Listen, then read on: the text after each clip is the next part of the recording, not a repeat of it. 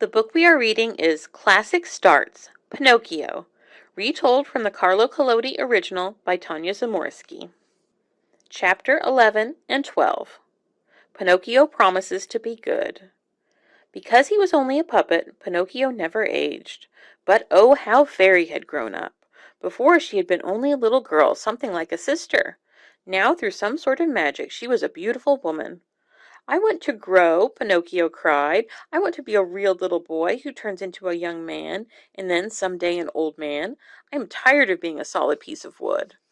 There may be a way, Fairy suggested mysteriously. For all of your bad behavior, I can see that you have a good heart. If you try to be a well-behaved child, and study, and work, and tell the truth, you may just get what you wish for. From now on, I'll be different, Pinocchio vowed. He held his breath, looking down at his wooden limbs, hoping he would instantly turn into a real boy.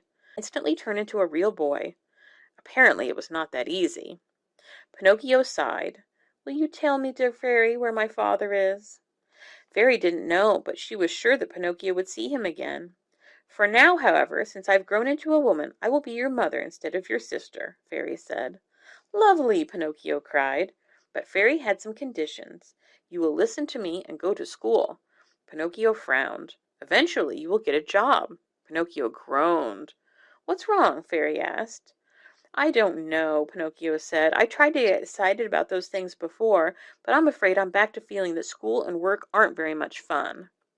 My dear boy, said Fairy, people who say such things usually end up in prison or the hospital. Every person must do something in this world to try to make something of himself.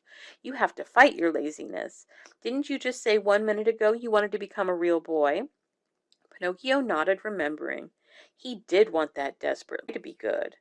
And he would get things started by going to school the very next day. But things at school did not go smoothly. Everyone laughed at him when he, a puppet, walked into the room. They played mean tricks on him, stole his hat and coat, and tried to paint a mustache under his nose.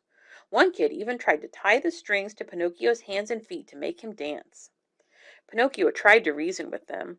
I will treat you with respect, he said, and I expect the same. But this simply made the kids laugh harder. One boy reached out and pulled Pinocchio's nose. Pinocchio kicked that boy in the shin. Ouch! The boy cried, surprised. Wooden feet were hard. Another boy got an elbow in the stomach.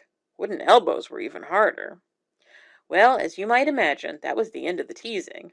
The first day of school was followed by a second day, and a third, and so on, and Pinocchio did surprisingly well. He showed up on time and didn't fall asleep in class, and even did his homework. That puppet was well on his way to being the teacher's pet. If he had one fault, it lay in not himself but his friends, some of whom were well-known troublemakers. The teacher and Fairy both warned him. You are doing well and are finally on the right path, they said, but if you are not careful, your friends will lead you astray. Pinocchio dismissed the warnings. I'm too smart for that, he said.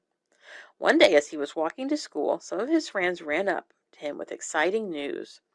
A shark as big as a mountain has been spotted near the shore. Pinocchio stopped short. What if this was the same shark that had swallowed his father? The boys announced that they were going to go see the creature, and they invited Pinocchio to come. I can't skip school, he replied. That's the thing about school, the boys replied. There's always more of it tomorrow. I'll go after school, Pinocchio tried, but the boys pointed out that giant sharks don't just stand around waiting for you to finish your studies. Oh, all right, Pinocchio cried. I'll race you there. Chapter 12. In Search of the Terrible Shark. Pinocchio reached the shore before any of his friends. When he got there, however, he saw no sign of the shark. Finally his friends arrived. Hey, where's the shark? Pinocchio asked. Maybe he's at breakfast or taking a nap, one boy said, winking. Pinocchio realized the boys had played a trick on him, lying to him to get him to skip school. We had to, they exclaimed. You're a goody-goody. You make us look bad. And don't think of kicking us again, one of the boys warned. You may have dangerous wooden feet, but there are 7 of us and only 1 of you. 1 of me is still better than all of you, Pinocchio replied. Oh, really? The boldest boy said, reaching out and hitting Pinocchio on the head. Pinocchio hit him back, and within a few minutes a furious battle was raging. Although he was only 1 against 7, Pinocchio's wooden feet held their own and caused plenty of howls. decided to try another approach. Instead of throwing punches at Pinocchio, they began to throw books. Pinocchio ducked, first to the left, then to the right. The books flew right over his head and into the sea, where the fish tried to eat them and then spat them out. After a few minutes, only one of Pinocchio's books was left. It was his favorite, a big, heavy math book. The boys surrounded Pinocchio until they stood in a circle around him. Then the boy holding the math book threw it at Pinocchio with all of his strength. But instead of hitting Pinocchio, the boy hit one of the other boys in the head. The injured boy turned pale as a ghost and fainted. "Uh-oh!" all of the boys cried. Thinking they had committed murder, they turned and ran. Only Pinocchio stayed behind. Running to the sea, he took his handkerchief, soaked it in the cool water, and bathed the injured boy's head. "Please wake up, Eugene," he cried. "Please don't die. Oh, why did I skip school? What will become of me now?" Suddenly Pinocchio heard heavy steps approaching. Looking up, he saw two police officers standing near him. "What's your name?" one of them asked. "Pinocchio." "Did you hurt this boy?" "No," said the puppet. "Well then, who did?" Pinocchio wouldn't say. He was no tattletale. One of the officers picked up the math book, then looked at Eugene's bruise. "This is the book that injured him," he concluded. "Whose book is this?" the other officer asked. "Mine," Pinocchio admitted. That was all the officers needed to hear. They arranged for some fishermen to take care of Eugene, then grabbed a hold of Pinocchio and began walking him to jail. Halfway there, a sudden gust of wind picked up Pinocchio's cap and blew it down the street. "Please," he begged the officers, "can I go get my hat? If I'm to sit in some drafty prison, I'm going to need my hat." "All right," the officer said, "but hurry up and get it, then come right back." And hurry Pinocchio did. When he had retrieved his hat, he continued to hurry as fast as he could in the other direction, away from the officers and back to the sea. After all, he had a father to find. Pinocchio thought he was home free, until, that is, he heard a terrible panting behind him. The officers had sent their police dog after him. Alidoro, for that was the dog's name, was very fast and fierce. He came so close at times that Pinocchio could feel his hot breath behind him. Lucky for Pinocchio, he was near the ocean. A few more steps, and Pinocchio leaped up and into the water. Running too fast to stop, Alidoro fell into the water too. Unfortunately for him, he could not swim. Alidoro tried and tried to do the doggy paddle, but it was no use. He was sinking like a stone.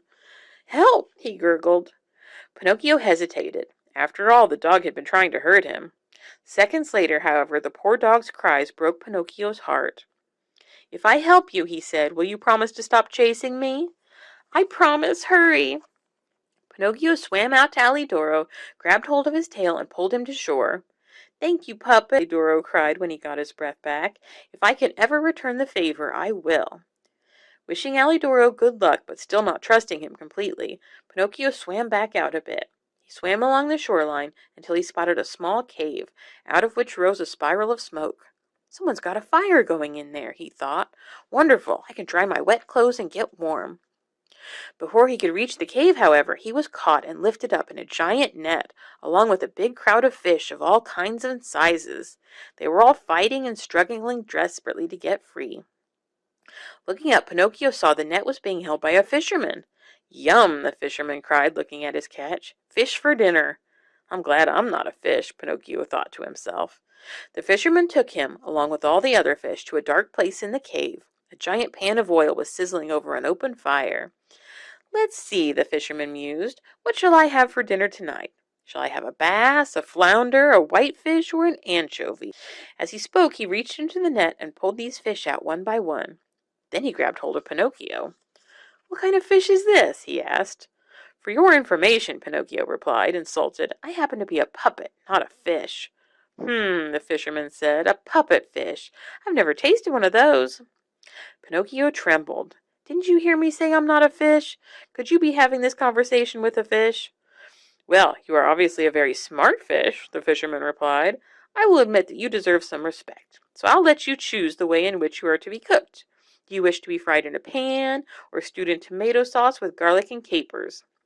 Some choice, Pinocchio thought, and started to cry. "No preference?" the fisherman asked. "Okay then," he said, and dipped Pinocchio in egg and flour. Frying it is. And that concludes Chapter 12. We hope you're enjoying our chapter a week story. Call again every week for a new chapter.